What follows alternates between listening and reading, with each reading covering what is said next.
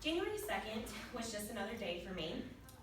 My son and myself had driven down to Louisville from Cincinnati to visit my family, and I was waiting for my sister to help me unload my car, and my son was fast asleep in the back seat.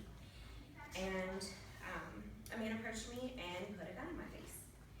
And I can't express to you the fear that instantly flooded my body.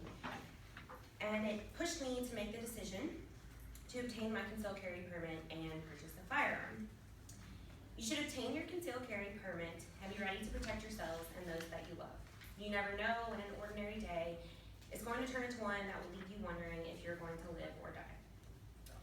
I'd like to talk to you today about what a concealed carry permit is, how our own state has laws that promote being able to protect yourself, and how you can go about obtaining your permit.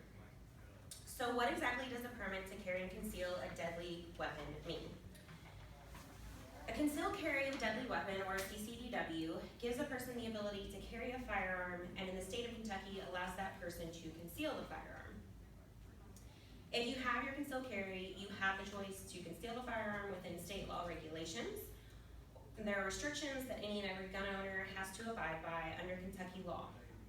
For example, you can't carry a firearm into a government building, a hospital, or any private property where it is posted that you cannot have a gun.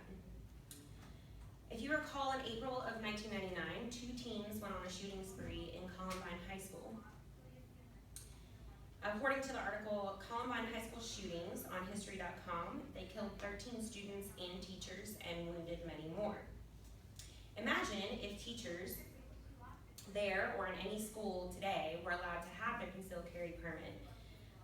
I believe that mass shootings would significantly decline nationwide, and innocent lives would not be lost because of people not being able to defend themselves or others. There are specific state laws you need to be aware of when it comes to using your firearm for protection. Being able to protect yourself is important, and Kentucky has 2 laws that allow for you to do just that. The state of Kentucky has its own castle doctrine law. This law, according to KRS 503.055, states, if a person is in their residence, their yard, their personal vehicle, and they perceive an imminent threat, then they have the right to protect themselves up to and including deadly force. Castle doctrine sees your home or personal property as your last place of retreat, and no one should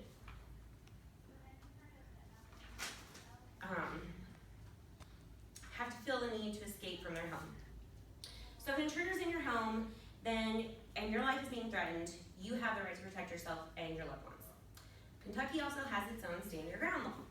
According to KRS 503.050, the stand your ground law states, no duty to retreat from the situation before resorting to deadly force, not limited to property.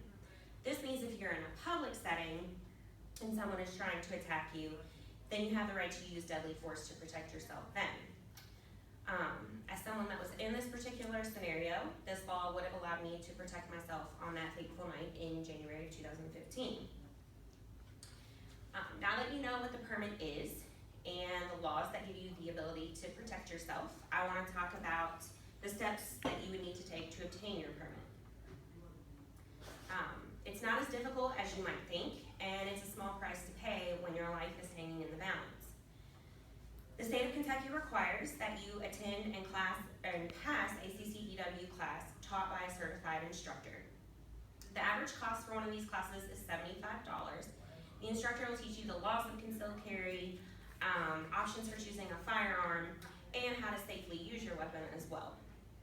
You have to pass a short multiple choice exam and hit a target at a certain percentage. Upon completion, your instructor will give you a certificate that you attach to your application for your permit. The application that needs to be completed for your permit can be found at KentuckyStatePolice.org. You can submit the application and your CCDW class certificate online. Once Kentucky State Police completes your background check, they issue your permit. You pick up your permit at your local sheriff's office, and it is valid for 5 years. In some states like Indiana, you get your permit once, and it's good for a lifetime. which brings up other issues that I won't go into today. After the 5 years though, you pay a renewal fee and they do an updated background check and your license is again good for 5 more years. So with a few easy steps and very little money, you can have peace of mind that is priceless. A concealed carry permit in the state of Kentucky allows you to own and conceal a firearm. I cannot stress enough how important it is to be able to protect yourself and those that you love. The state of Kentucky even has laws that give you the ability to protect yourself. Attending a short class and filling out an application are the first steps to taking control of your own personal safety. Don't allow yourself to be in a position where there's imminent danger and you cannot protect yourself. As a mother with a gun in her face, my biggest fear at that moment was that my son and I were not going to see another day. I never want to be in that position and feel that fear again, which is why I made the decision to obtain my CCDW and purchase a firearm. I don't want you to be in that position either. I urge you to take the initiative and to protect yourself. After all, you can't bring a knife to a gunfight and walk away unscathed.